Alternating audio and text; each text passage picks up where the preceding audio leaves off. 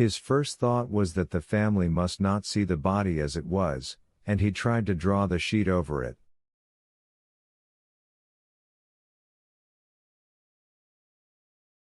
Unfortunately, it lay partly on the sheet and he did not succeed. And then he added, he had grown suddenly wildly nauseated. The sight of blood had always done that to him, and of course he was horrified as well.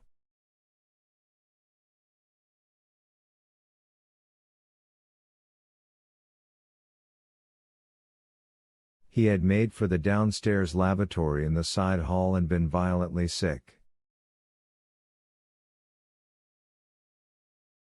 He was still there and still sick when Emily began to scream. Then his own position began to dawn on him. There was blood on him. He decided foolishly to try to slip out the side door and to get home. When he saw through the screen door that Emily was on the grass and that I was bending over her, he knew it was no good, but by that time bedlam had broken out upstairs in the house, and he did not try to go back.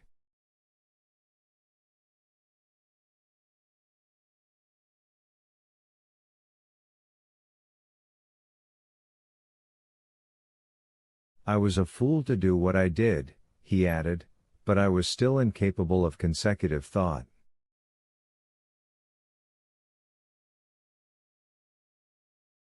Some of all this had been question and answer, of course, but in the main he told his story directly and frankly.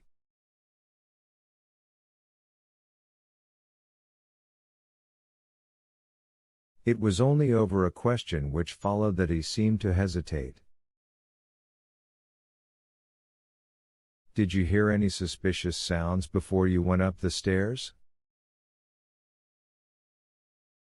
Not sounds exactly. I thought someone was running upstairs. You heard someone running? Not exactly. There's an old crystal chandelier in the hall, and it jingled as though someone were moving very fast.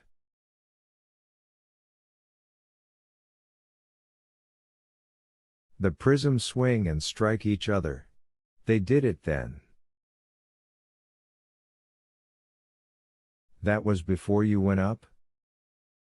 It was while I was walking back to the stairs. The coroner did not pursue the subject. He asked, "Were you familiar with the key to the chest?" "Very. Where did the deceased keep it?" "On a thin chain around her neck." "Did you see this key when you went to the bed?" And then Jim's nerves broke. "Good God, no," he said. "Do you suppose I was thinking about a key just then?" Peggy was recalled after that, and her statement as to when she had seen Jim on the stair landing patiently gone into.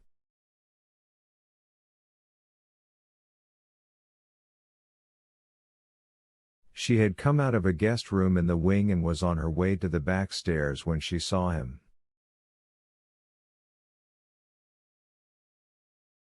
She had not seen anyone else, or heard anyone running.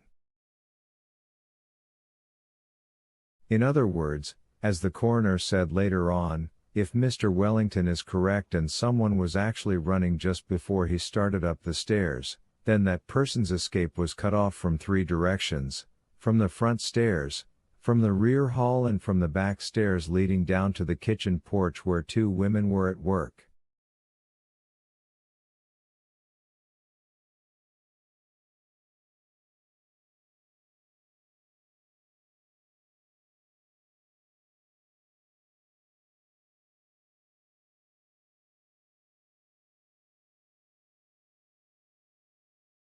It was then that one of the jurors spoke up, much, I fancy, to the annoyance of the police.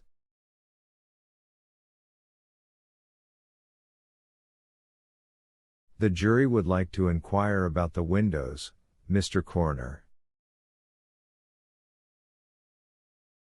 The newspapers have stated that one of the screens in Mrs. Lancaster's bedroom was found partially raised, and a flower pot was overturned.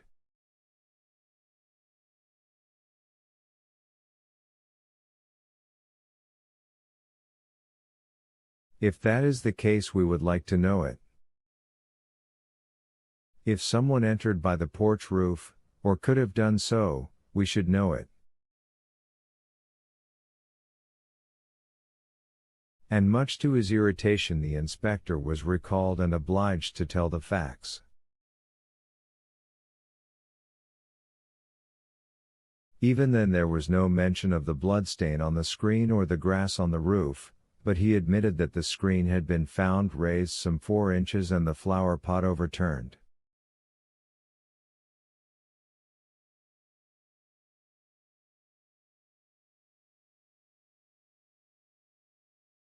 Immediately following this, however, Mrs. Talbot insisted on being recalled, and announced in her booming voice that the flower pot had been overturned when she left her sister-in-law at 3:30 that afternoon.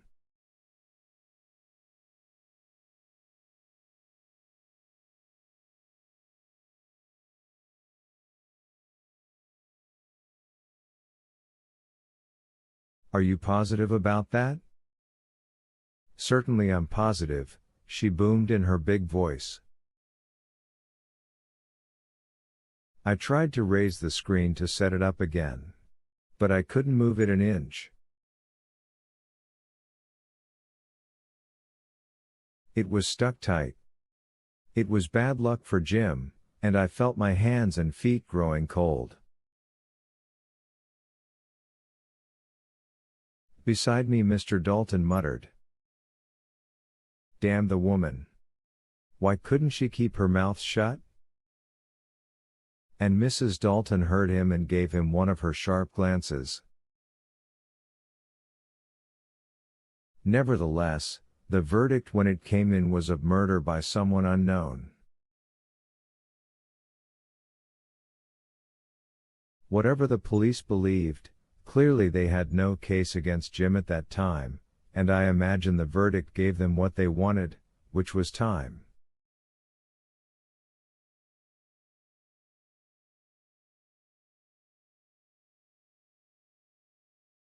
I know now, of course, that they had been tracing back his life for several months and had found nothing suspicious about it.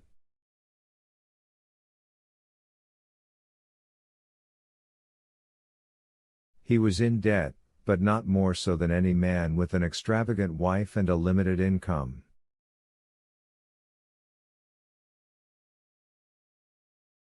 He was well known to all the banks, and had so far as they could find no safe deposit boxes save his own.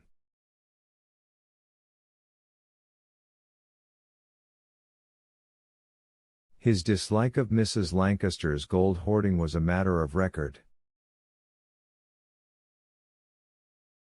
He had not speculated or been caught in the market, and his presence in the Lancaster house that day at that hour was acknowledged by the family to be the result of a summons by telephone.